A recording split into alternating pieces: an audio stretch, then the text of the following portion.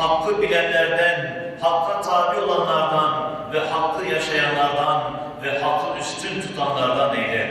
Bizi batılı batıl bilip batıldan kaçınanlardan eyle. Bizi rızalık kazananlardan, rahmet-i rahmana kavuşanlardan eyle.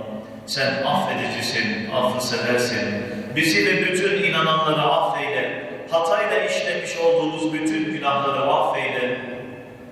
Bize rahmetinle, şerefinle, bereketinle muamele eyle. Bize kereminle, ihsanınla, fazlınla ikram eyle. Bizi bağışlayarak bize merhamet et.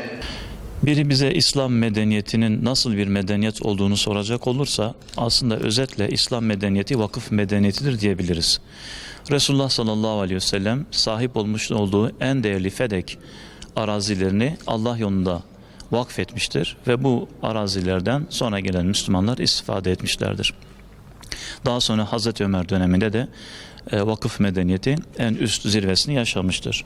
Ve ondan o günden bugüne Peygamber Aleyhisselam'ın başlatmış olduğu bu güzel adet günümüze kadar devam etmiştir ve bizim ecdadımız en güzel şekilde bunun temsilciliğini yapmışlardır.